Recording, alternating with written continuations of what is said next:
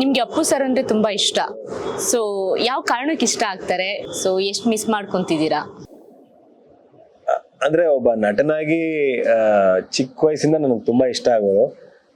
ನಾನು ಸ್ವಲ್ಪ ಚಿಕ್ಕವನಿದ್ದಾಗೆಲ್ಲ ನನ್ನ ಅಪ್ಪು ಅಪ್ಪು ಅಂತ ಕರೆಯೋರು, ಸ್ವಲ್ಪ ಮುದ್ದಾಗಿದ್ದೆ ಅಂತ ಆ ರೀತಿ ಕರೆಯೋರು.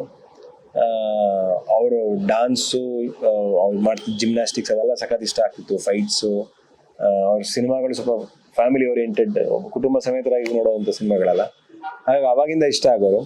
ಆದ್ರೆ ಒಂದು ಅಭಿಮಾನ ಅಂತ ಹುಟ್ಟಿದ್ದು ಅವ್ರನ್ನ ಭೇಟಿ ಆದಾಗ ಅವ್ರು ನಮ್ಮನ್ನ ಯಾವ ರೀತಿ ನಡೆಸ್ಕೊಂಡ್ರು, ನಾನೊಬ್ಬ ಹೊಸಬ, ನಾನು ಯಾರು, ನನ್ನ ಹಿನ್ನೆಲೆ ಏನು, ಈಗ ನೀವು ಹೇಳ್ತಾ ಇದ್ದೀರಾ ಓ ಇವ್ರ ಮಗ ಅದು ಇದು ಅಂತ, ನಾನು ಯಾವತ್ತೂ ಹೇಳ್ಕೊಂಡಿದ್ದಿಲ್ಲ ಅದನ್ನ. ಈಗೀಗ ಮಾಧ್ಯಮದಲ್ಲಿ ಬಂದು ಜನಕ್ಕೆ ಗೊತ್ತಾಗ್ಬೇಕು ಬಿಟ್ರೆ, ನಾನು ಯಾವತ್ತೂ ನನ್ನ ಕೆಲಸ ಮಾಡಿರೋರ ಹತ್ರ ಆಗಿರ್ಬೋದು, ಬೇರೆಯವ್ರ ಹತ್ರ ನಾನು ಯಾರು ಏನು, ನನ್ನ ಹಿನ್ನೆಲೆ ಏನು, ನಮ್ಮ ತಂದೆ ಇದು ಆ ಥರದ್ದು ನಾನು ಯಾವತ್ತೂ ಹೇಳಿದ್ದಿಲ್ಲ. ಯಾಕಂದ್ರೆ ನಾನೇನೋ ಸ್ವಂತವಾಗಿ ಮಾಡ್ಬೇಕು ಅಂತ ಬಂದು ಮತ್ತೆ ನಾನು ಅವ್ರ ಹೆಸರುಗಳನ್ನ ತರೋದಾದ್ರೆ ಅಲ್ಲಿ ನಂದೇನು ಉಳ್ಕೊಂತು ಅನ್ನೋ ಥರ ಭಾವನೆ ನಂದು. ಹಾಗಾಗಿ ನಾನು ಆ ಥರದ್ದೇನು ಅವ್ರ ಹತ್ರ ಹೇಳ್ಕೊಂಡು ಇರಲಿಲ್ಲ.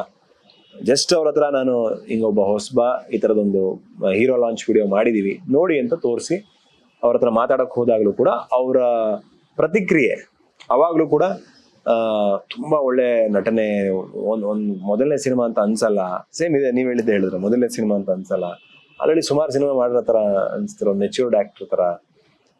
ನಿಮ್ ವಾಯ್ಸ್ ಚೆನ್ನಾಗಿದೆ ಅಂತಂದ್ರು, ನಿಮ್ ಭಾಷೆ ಚೆನ್ನಾಗಿದೆ, ನಿಮ್ ಧ್ವನಿ ಚೆನ್ನಾಗಿದೆ ಅಂತಂದ್ರು, ಸ್ಮೈಲ್ ಚೆನ್ನಾಗಿದೆ ಅಂತಂದ್ರು, ಸ್ಕ್ರೀನ್ ಪ್ರೆಸೆನ್ಸ್ ಇದೆಯಮ್ಮ ನಿಂಗೆ, ಒಳ್ಳೆ ಸ್ಕ್ರೀನ್ ಪ್ರೆಸೆನ್ಸ್ ಇದೆ ಅಂತ ಹೇಳಿದ್ರು. ಕಥೆ ಕೇಳಿದ್ರು, ಕಥೆ ಹೇಳಿ ನಾನು ಕೇಳಬೇಕು ಅಂತ ಹೇಳಿ ಕಥೆ ಕೇಳಿದ್ರು. ಕಥೆ ಕೇಳಿ ಅವರು ಶಾಕ್ ಆದ್ರು. ಏನೋ ಒಂದು ಕಲ್ಟ್ ಸಿನಿಮಾ ಇದ್ದಂಗಿದೆ, ಒಂದು ಕಲ್ಟ್ ಕ್ಲಾಸಿಕ್ ಸಿನಿಮಾ ಇದ್ದಂಗಿದೆ ಇದು, ಏನೋ ಒಂದು ಆಗುತ್ತಮ್ಮ ಇದು, ಚೆನ್ನಾಗಾಗುತ್ತೆ ಇದು, ಬಟ್ ಇದನ್ನ ಹ್ಯೂಜ್ ಬಜೆಟ್ ಬೇಕಾಗುತ್ತೆ, ದೊಡ್ಡ ಕ್ಯಾನ್ವಾಸ್ ಸಿನಿಮಾ ಆಗುತ್ತೆ, ಹೆಂಗ್ ಮಾಡ್ತೀರಾ ಏನು ನಂಗೆ ಗೊತ್ತಿಲ್ಲ, ಬಟ್ ಇದನ್ನ ತುಂಬಾ ಕಷ್ಟ ಸ್ಕ್ರೀನ್ ಮೇಲೆ ತರೋದು.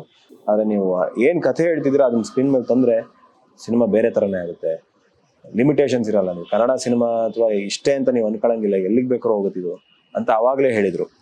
ಅದಾದ್ಮೇಲೆ ಅವರು ಬಹುಶಃ ಶುಕ್ರವಾರ ತೀರೋಗಿದ್ದು ನನಗೆ ನೆನಪಿರೋ ಪ್ರಕಾರ.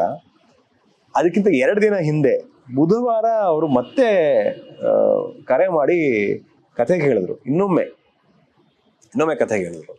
ಕೇಳಿ ಅವರು ಸಖತ್ತು ಇಂಪ್ರೆಸ್ ಆಗಿದ್ರು. ಸಿಗೋಣ ಭಾನುವಾರ ಮಾತಾಡೋಣ ಅಂತ. ಭಾನುವಾರ ಶನಿವಾರನೋ ಕರೆದಿದ್ರು.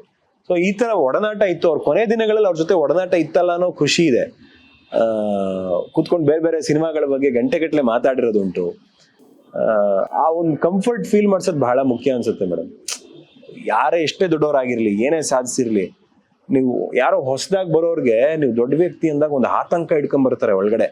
ಇವ್ರನ್ನ ನಾವು ಭೇಟಿ ಆಗ್ಬೋದಾ, ಇವ್ರನ್ನ ನಾವು ಮಾತಾಡಿಸ್ಬೋದಾ, ಹೆಂಗೆ ಇವರು ನಮ್ಮ ಪ್ರತಿಕ್ರಿಯೆ ಯಾವ ತರ ಇರುತ್ತೆ ಇವ್ರದ್ದು ಅನ್ನೋ ಒಂದು ಆತಂಕ ಇರುತ್ತೆ ತಲೆಯಲ್ಲಿ. ಅದನ್ನೆಲ್ಲ ಹೋಗ್ಲಾಡಿಸಿ ನಾನೇನು ಅಲ್ಲ, ನಾನು ನೀನು ಒಂದೇ ಅಂತ ಅನ್ನೋ ಫೀಲಿಂಗ್ ಅವ್ರಿಗೆ ಬರ್ಸಿ ಅವ್ರು ಕೂರ್ಸಿ ಮಾತಾಡೋದಿದೆಯಲ್ಲ, ಅದು ಬಹಳ ಮುಖ್ಯ. ಅದು ಅಪ್ಪು ಸರ್ ಅದಕ್ಕೆ ಆ ಸ್ವಭಾವದಿಂದ, ಆ ಗುಣದಿಂದ ಇಷ್ಟ ಆಗ್ತಾರೆ. ನಡವಳಿಕೆ ಮನ್ಸಲ್ಲಿ ಉಳಿದ ಅದೇ, ಅವ್ರು ಯಾವ ತರ ಲೈಫ್ ಲೀಡ್ ಮಾಡಿದ್ರು, ಏನ್ ಬಟ್ಟೆ ಹಾಕಿದ್ರು, ಏನ್ ಕಾರಲ್ಲಿ ಓಡಾಡಿದ್ರು, ಎಂತ ಮನೇಲಿದ್ರು, ಏನ್ ಐಷಾರಾಮಿ ಜೀವನ ಮಾಡಿದ್ರು, ಇದು ಯಾವ್ದು ನೆನಪಲ್ಲಿ ಇರಲ್ಲ. ನಮ್ಮನ್ನ ಭೇಟಿ ಆದಾಗ ನಮಗೆ ಯಾವ ರೀತಿ ಅವರು ನಡೆಸ್ಕೊಂಡ್ರು, ಯಾವ ರೀತಿ ನಡವಳಿಕೆ ಇತ್ತು, what is the feeling that he gave when we met him ಅನ್ನೋದು ಅಷ್ಟೇ ನೆನಪಲ್ಲಿರುತ್ತೆ. ಅದೇ ನೆನಪಲ್ಲಿರೋದಕ್ಕೆ ಕೂಡ ಇವತ್ತು.